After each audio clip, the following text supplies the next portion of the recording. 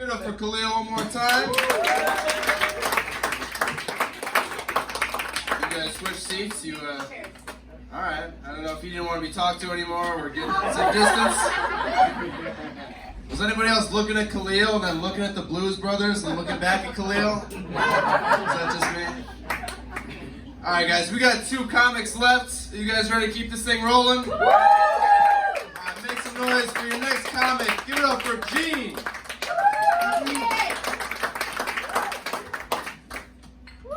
How's everybody doing tonight? Great. All right, give it up for your host.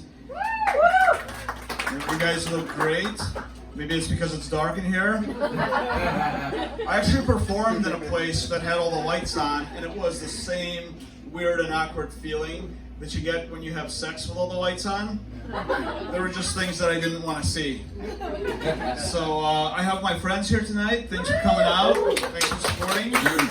I've realized that every group of friends has a friend that comes with a warning sign. So, yeah, we know who it is in this group. You know, the one that you gotta warn the parents, hide the children. If you think of your group of friends and you can't figure out who the friend with a warning sign is, see, that's right. So in my group of friends, it's me. It's pretty obvious. I mean, take a look at me. I like to talk shit with a microphone, and guess what? I like to talk shit without a microphone too. So my better half is here tonight. Thank you. Thank you. She's amazing. She's beautiful. She's supportive. I just hope one day my wife can meet her. That's a terrible joke. I hope they never meet. My younger friends have been getting married lately. My older friends know better.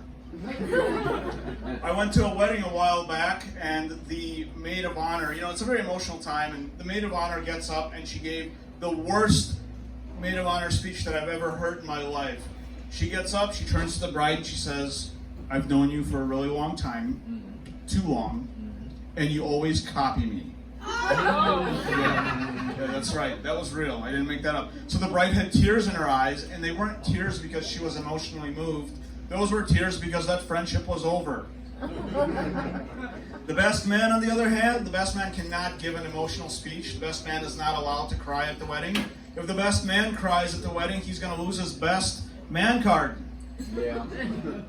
There's only 2 guys that are allowed to cry at the wedding. One is the father of the bride, for obvious reasons. Right. He's giving away his beautiful problems. I mean daughter.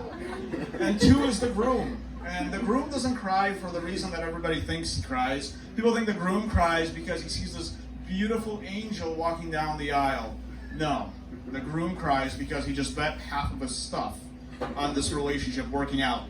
And not just current stuff, future stuff too.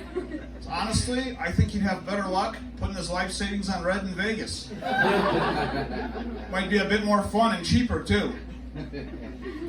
So I've been married for almost 10 years. Thank you. Yeah, it was the I do that started all the I don'ts.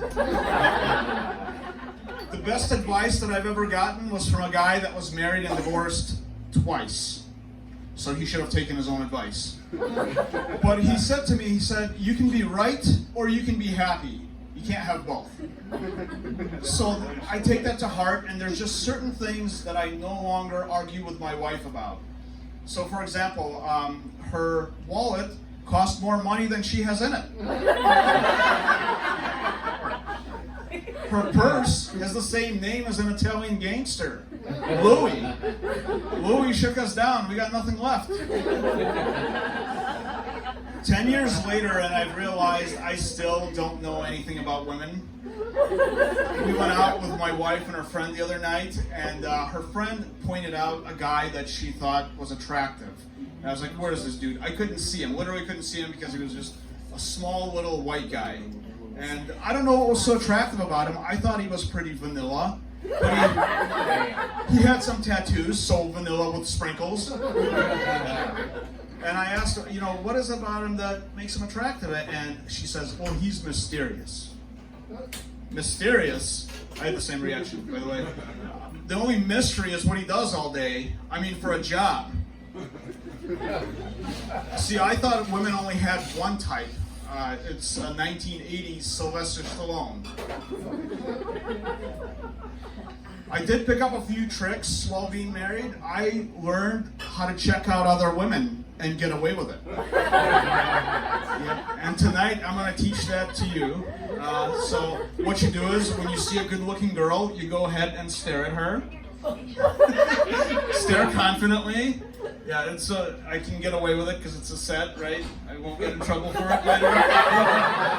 Anyway, you stare at her confidently, and eventually your wife is going to catch you looking. So when she looks over, what you have to do is confidently start talking shit about the girl that you're looking at. Like, oh my God, where'd she get those shoes? Payless shoes? Gross. Who did her hair? A 5-year-old? Now, there's nothing more that women love than talking shit about other women. So eventually your wife is going to join in, and she's going to say something like, ew, why does she dress from Forever 21? She looks like she's Forever 42. By the time she catches on, and that's a big if she catches on, you got enough wank bank material for a week. Do this right a couple of times, you could be an investment wanker. If you have a happy marriage, that's great. Nobody cares. When you're young, there's a couple here on a date, right? Back there, right? You're on a date? Yeah. When you're young, you know, all your friends are like, they want details, they want to see pictures. When you talk about having sex with your wife, the cringe look on people's faces, it's as if you had said, sister. I guess nobody wants to hear you talk about having sex with a girl with the same last name. The best part about my wife is that she lets me have the divorced father cars without actually being a divorced father. And I'm a huge car guy. I love cars, and now is not the best time to go buy a car. But if you miss the wheeling and dealing and the close 'em and hose 'em environment of a car dealership, there's another place for you. Anybody been to a mattress store lately? Yep, I didn't know this. Did you know this? Did you know that you can finance a mattress? Yes. Yes? How do you sleep at night knowing that your bed's not paid off? The first thing that you notice when you walk into a mattress store is that the sales guy is in a suit. Why is the mattress salesman in a suit? Shouldn't he be wearing pajamas? It's just so uncomfortable. A dude in a suit standing over me while I try out a bed brings back bad memories of the time that I tried out this girl's bed and her dad stood over me. At least that's the excuse that I gave him. I mean, why do they feel the need to dress like lawyers? Looks like you're putting in long hours at the firm? No, dude, you work at the mattress firm. It's not the same thing. The funniest part, though, is the guy in the suit doesn't make any decisions regarding the price of the mattress. Right. If you want to get to the real price of the mattress, he's got to call the regional mattress manager. Right. I'm just wondering where they find these guys, like community college recruiting? I mean, I could just see this big shot sitting in his little apartment with his Bluetooth cockroach in his ear. Going, yep, go for Chad. Yep, take $300 off if he buys today. So then the sales guy comes back and he tries to close me. He's like, what do I have to do to put you in this bed today? Like, whoa, man, we just met. But you can start by taking off that suit. Suit's not all bad, though. There's a time and a place for it. Anybody been to a Victoria's Secret lately? Yeah. What's up, any guys? I've discovered the secret to shopping at Victoria's Secret, and I wear the suit. My goal is just trying not to look creepy. And if you've ever been to a Victoria's Secret, you know that to find anything, you have to dig through the women underwear drawers. You know, yeah. So when I wear the suit, at least it looks like I have money. And what I found out is creepy with money is so much more acceptable than creepy with no money. And I know this because as soon as I walk in, all the sales girls rush up to me and they're like, hey, what can we help you find? And I'll tell them, you know, I'm looking for something for my wife. And they're like, oh, great. What size is your wife? You know, like a medium-sized girl. Like, no, that's not it. There's a number and a letter. Well, shit, I didn't know there was going to be a quiz. feel like I'm playing Battleship. I'm gonna go with a B34. That's not it. Yes. Yep. So the real tough questions happen is when I get up to the register. First, they try to get me to open a credit card, and it's, what do I get if I open this credit card? And, oh, $15 off. Okay, great. I get to ruin my credit for the price of a sandwich. What else you got? And they're like, well, for your birthday, you get something special. I don't think I'm going to be getting Victoria's Secret for my birthday. Then the other question is, and this is the real tough one, they're like, how many gift receipts would you like? How many gift receipts would I like? Take a look at this stuff, it's all wife-sized. How many gift receipts do you think I would like? So just to mess with them, I'll tell them I'll need 4 gift receipts if I have like 3 items. And they're like, why do you need 4? It's like, well, in case it doesn't work out with the first same-size mistress. So, the marriage, I think it's going pretty well, but if you're in any kind of relationship, you know this.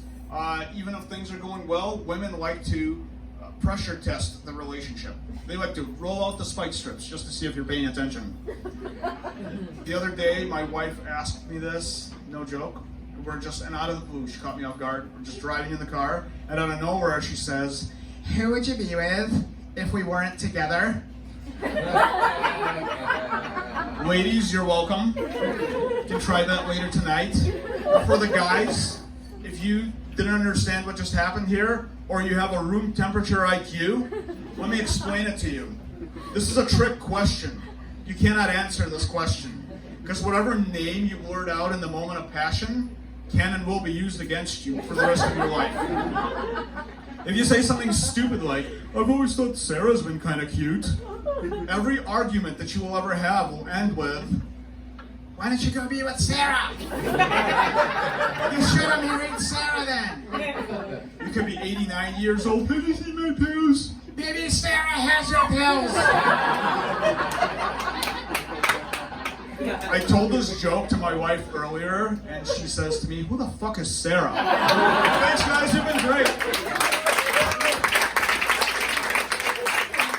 Going for your host. Give it up for Gene one more time. That's funny. Actually, my ex in high school, her dad was a mattress salesman. He sold me a mattress.